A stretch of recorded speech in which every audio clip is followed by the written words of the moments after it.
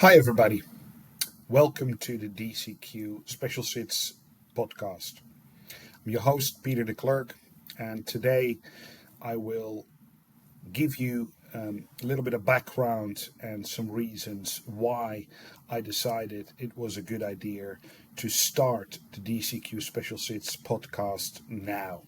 There's no guests today, it's just me talking to you via the medium of podcast. Well, let's maybe start with podcast.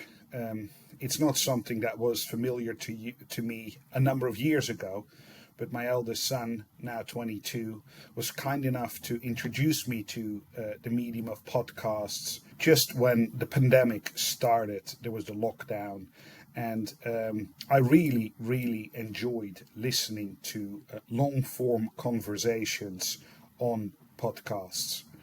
And that was really the sort of introduction to podcasts. This year, 2025, is the year in which in July I will have practiced law specialized in special situations in private practice for 30 years. I started in 1995, was 23 at the time, so that makes me 53 today, later in the year 54.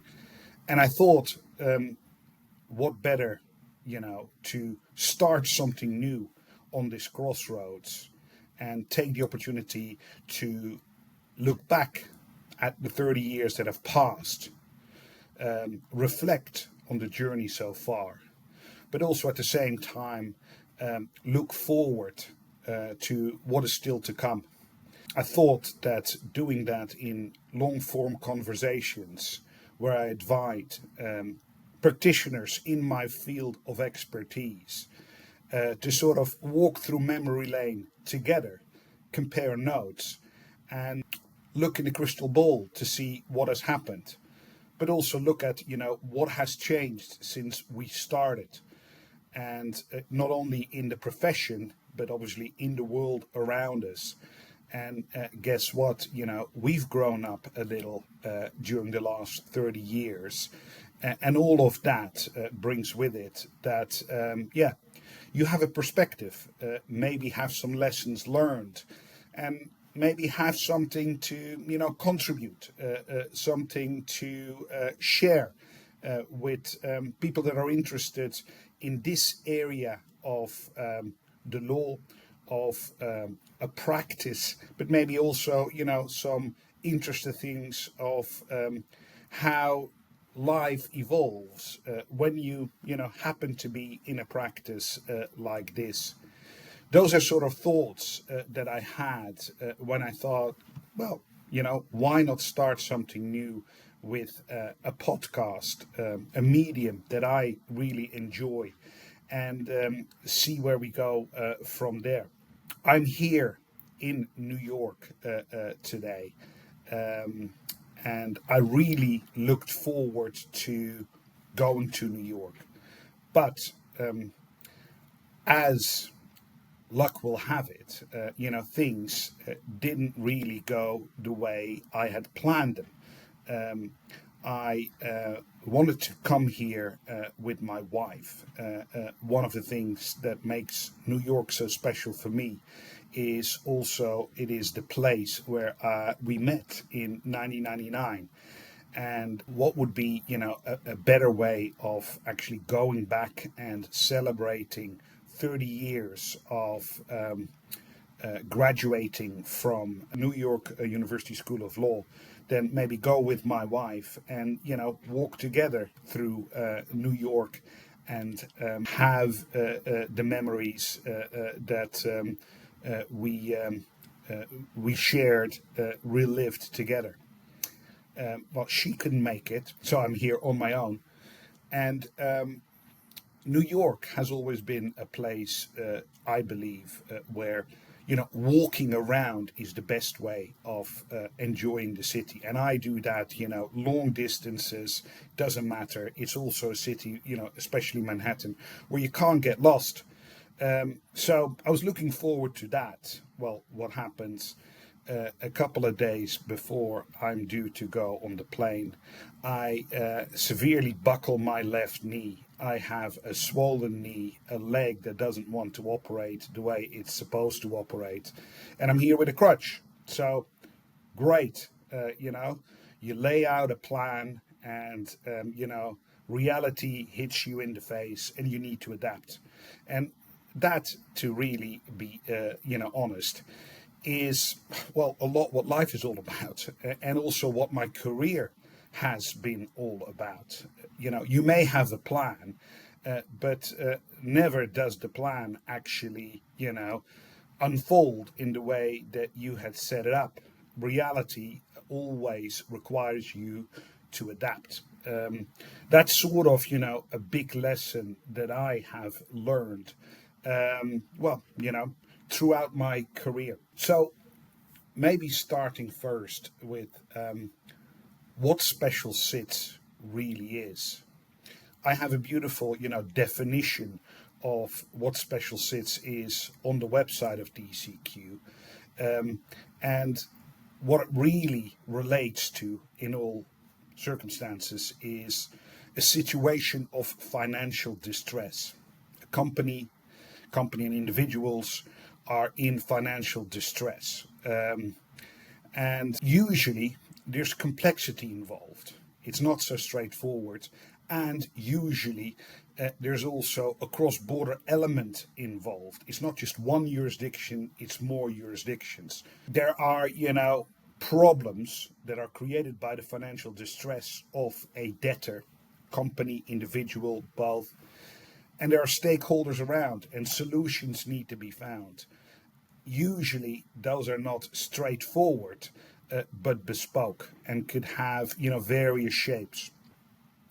That's the area that I have been operating professionally for the last 30 years. But when I started in 1995, I don't think that the term special sits or special situations was even, invented yet. So things have changed.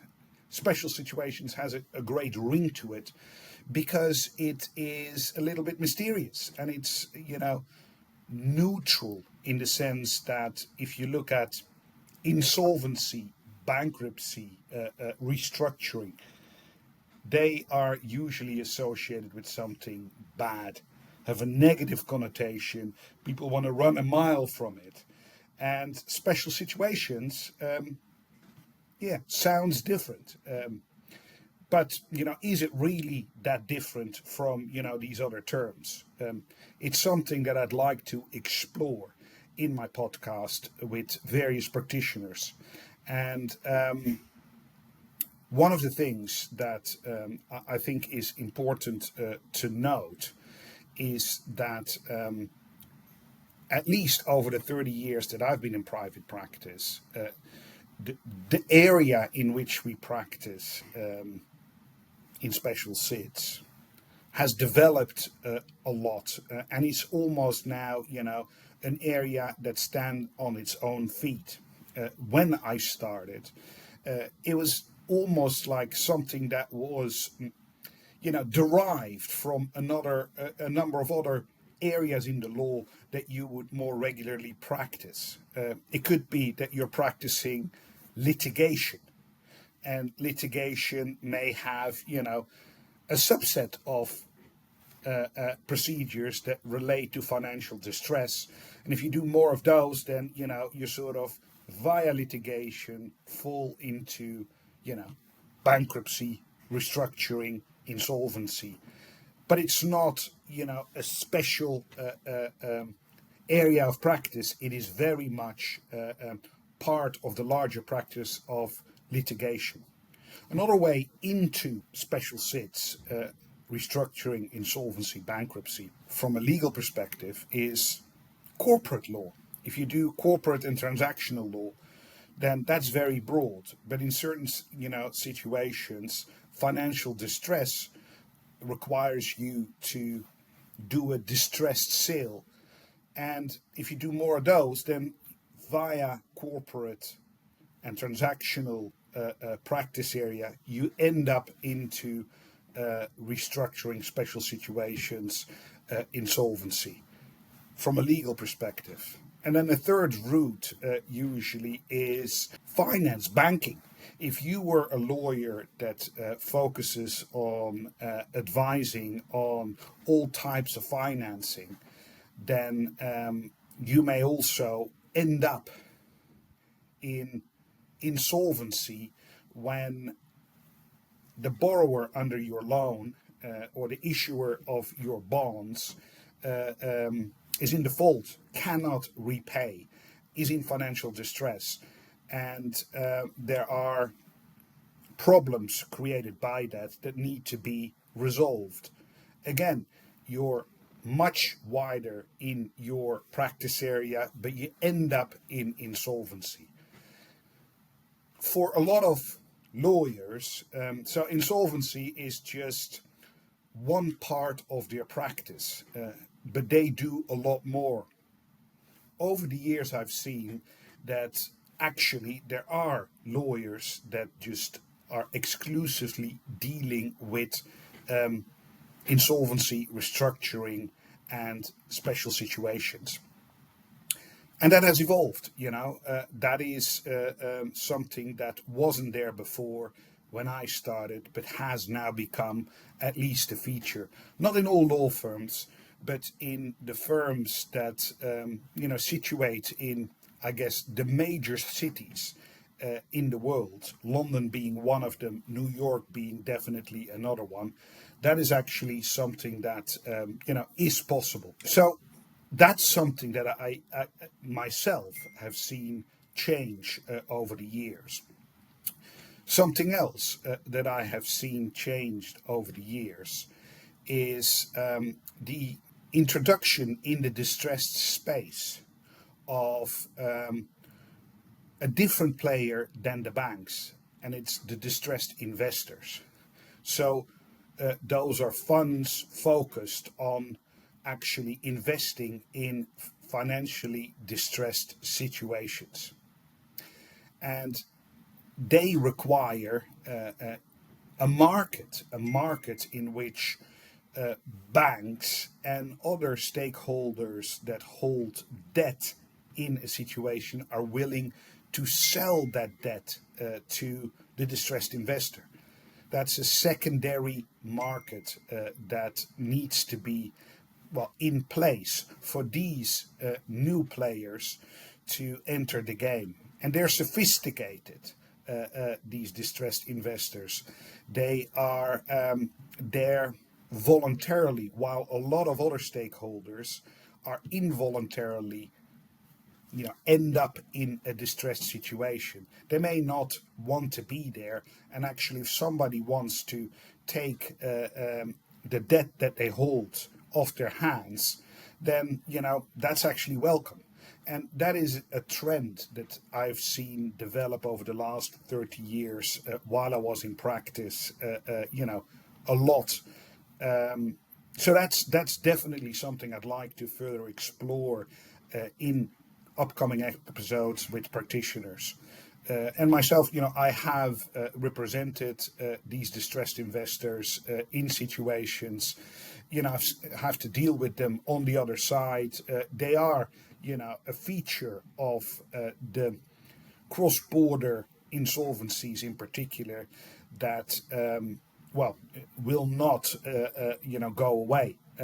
They're part of the picture and the game at the moment. I think another thing to explore is, what is it that you're trying to achieve in a special situation? It depends on what kind of stakeholder you are. And I'd like to explore that with, other practitioners as well. For me, something that is also important is the journey into this specialized field. And what it is that you're doing isn't always straightforward to explain. to outsiders, people that are not in your profession. And for a lot of people, insolvency, financial distress, bankruptcy is not something that they want to talk about. It is something negative. It has to do with failure, with not succeeding, maybe with, almost being blamed for something. And in practice, I have seen that denial of financial distress is one of the big causes for I guess ultimately not being able to do a lot about it. It is very much you as an individual having an ailment and needing to see a doctor to check it out. And the earlier you come around to actually have it checked, the more chances there are that you can do something about it.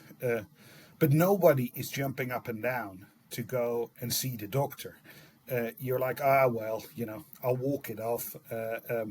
It'll be fine. And that is, the same thing with financial distress. It is something that is so easily denied, or brushed under the carpet, or just ignored. The good times are just around the corner, and it's a tough patch, and we just need to walk through it, walk it off, and it'll be fine. And that may be the case, but sometimes it is actually very helpful to have at least a conversation with somebody who could help make sure that indeed this situation is temporary and can be resolved. So that's an aspect I'd like to further explore with practitioners in the field.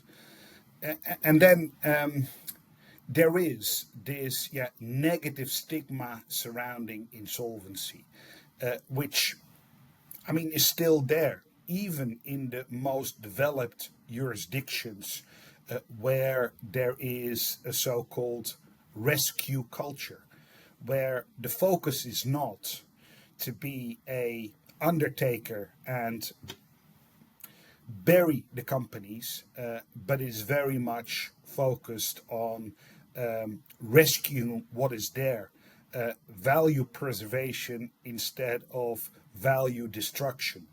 And I want to explore what is needed to change a jurisdiction from maybe much more focused on liquidation into a jurisdiction that is allowing for restructuring to take place. It will require a change in mentality. It will require, tools in the toolbox to do it. But it also requires a group of professionals that is prepared to use the tools that are in the toolbox.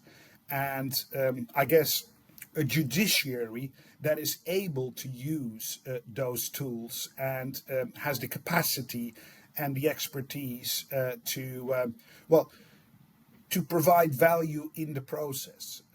And that is something personally that I have come to experience recently in a different role that I have played from being a private practice lawyer. That is as a senior consultant for the World Bank in certain missions where the World Bank is advising jurisdictions on how to improve their insolvency laws, how to improve, I guess, the insolvency laws being used in the way they're supposed to be used and not being abused.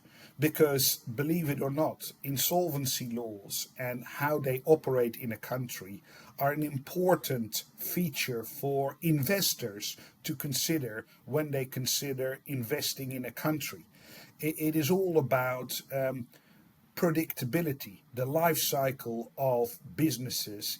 They're born, but they're also dying.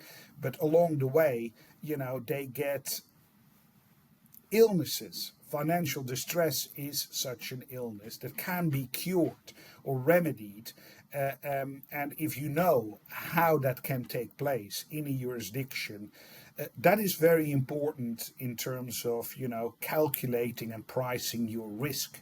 So having a restructuring and insolvency legislation and a practice around it that actually works and generates predictable results and outcomes is important for investors to get comfortable investing in a jurisdiction.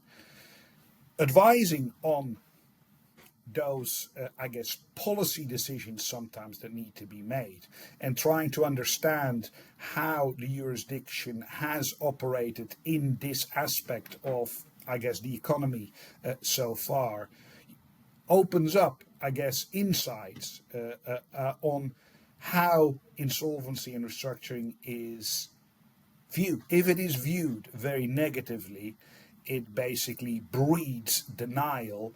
And if you cannot actually do anything about it as an individual, you can't get a clean slate and have a second chance. And as a company, there is, no way of restructuring your financial position and continue your operations. And nobody actually deregisters the company if there is financial distress. They just abandon it. You will see jurisdictions where there are a lot of zombie companies that still exist, but nothing is happening, and it distorts, the view that people from the outset can have on the economy in which those zombie companies exist. So again, going back to my first point, what is it that is required to change jurisdiction from liquidation and winding up focus to rescue is another area that I think is interesting to further explore and see, how you can improve, the expertise that exists in this area, spread it over more jurisdictions and more economies. Again, if I go back to when I started in 1995 and I take stock today, also at a higher level than sort of the country level, a supra-national level, insolvency and restructuring has developed a lot and has almost sort of, come to its own. The UNCITRAL, the United Nations Commission on International Trade Law, has focused on this in its Working Group 5, and the Model Law on Cross-Border Insolvency is at least something that a tool that has assisted in improving insolvency laws across the world and predictability for investors in various jurisdictions as to what can be expected if a company in a jurisdiction is faced with financial distress. Again, another area that I think is very interesting to explore and compare notes on with the various practitioners I would like to invite on the podcast. So another trend I think that I've identified since I started and look at now is previously it was very much the banks that were dominating in most of the insolvencies and restructurings. But distressed investors have come along and in many situations replaced those banks, and the dynamics have shifted. We've also seen, bank insolvencies. There has obviously in 2008 the great financial crisis that was there then. is another very interesting event that took place that is of interest to unpick and discuss how it happened and what the consequences of it are. Another aspect that I have seen changing is the people that are involved in the practice area. When I started in 1995, it was really dominated by, old white men. And guess what? I've become one of those. But am I still, the majority of what, of people that is working in this area? I don't think so. If I look around, it has changed quite a bit. Not only is it, men, but a lot more women are involved. But also, it's not just white men and white women. It has, become a lot more diverse. And well, that is fantastic to see and should happen. So, I'm hopeful that in the next 30 years, I will probably become the very, minority in the community, as opposed to the ruling majority in the community. That would be great if that was the case. So that's all about, maybe a couple of thoughts about what the road has been, what we have experienced, what we have learned. It's also very interesting to, look at what is still to come. 30 years in practice, does that mean that I should retire? Well, no, in my view. And this begs the question, why no? Well, I think for me, the practice has very much been something that is an integral part of my life. It hasn't been a job. It's been a career, a calling. It's something that I'm interested in. Not in all aspects and not under all circumstances. But what I'm doing is something that I genuinely like doing. And I'm interested in, the problems we're trying to solve. Now that I'm 30 years in, I have experience and I have expertise. I think I still have a lot of value to add. So why would I stop? I don't think I should do that. What I need to do is, I guess, adjust to the circumstances in which I find myself. I've been, lucky enough to have seen, two boys that we have become young adults. I've been lucky enough to be, with my wife along the way. Nothing has been, straightforward. It hasn't been smooth sailing. Life isn't that way. But it's given me experience, life experience combined with professional experience, which I think is something that is valuable in certain situations. And that is what I think, I'd like to continue doing. But everything in the right balance.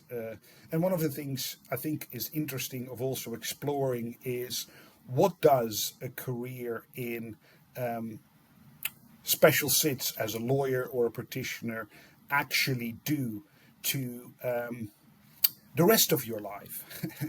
It has an influence, and sometimes a very big influence. It is an area where everything is urgent, where you need to drop everything and 100%, go for it. And you pay a price for actually doing that, because it demands to be the most important thing. But, there are other things that are important as well, and it's finding that balance that is, that is key. So what I'd like to explore as well in my podcast is, well, what about the hamster wheel, the rat race? Are these real things? And if so, how do you deal with them? How do you manage all that? I think, views have changed maybe over the last 30 years about that as well. The generation that we have now may be very different from my generation. Different, but not better or worse, just different. And I think it's interesting to explore that as well. And yeah, I mean, there are big developments ahead. We want to become a multi-planetary species. Well, if that happens, how does that impact the law? How does that impact my area of the law? And on top of that, what happens if we do get a sentient, non-human species alongside the human race? Where does that leave the law? The law being based primarily on biological humans. Interesting questions to think about, and maybe also to explore in some of the episodes that are to come. AI, general AI, how is it going to actually impact our profession? Will it help? Is it another tool in the toolbox that will improve the results? Is it a threat? All of these things, I think, are quite interesting to explore. One of the things I think generally in life that is important to consider is, well, failure. Does it really exist? What is failure? Or is it just, the failure not to try your best is really the failure that only exists? Is something that, I actually like as an idea, as opposed to being focused on, oh, this hasn't worked, so you failed, or that hasn't worked, so you failed.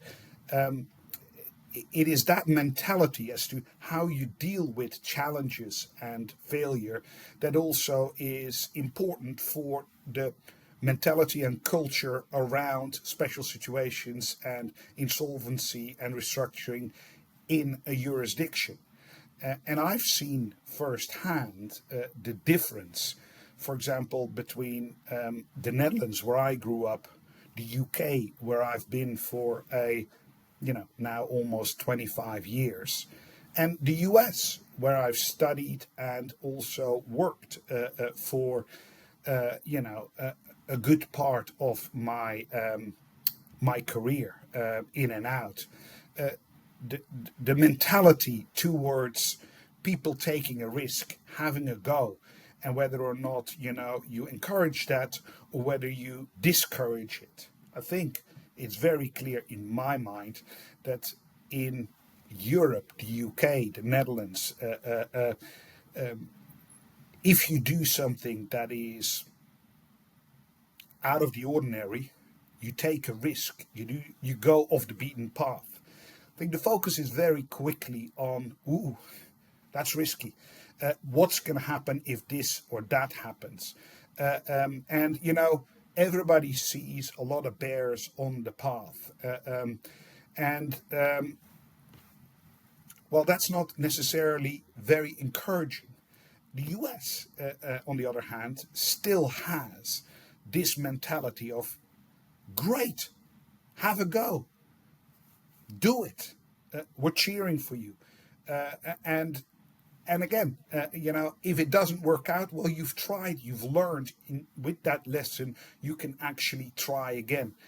And that is, in essence, what restructuring insolvency law should provide. It should give you a second chance. It should allow you to have a go.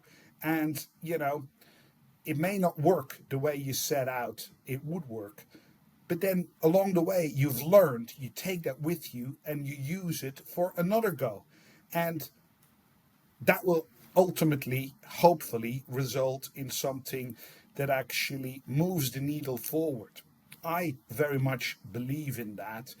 And again, I'd like to discuss that with practitioners on the podcast to see their views, their experiences, and and how we can actually use the knowledge, expertise, and experience that is there to maybe further that kind of mentality over the mentality that sort of goes back to the Middle Ages, where there was a debtor's prison, and where if you were in financial distress, you go to prison, you're a criminal.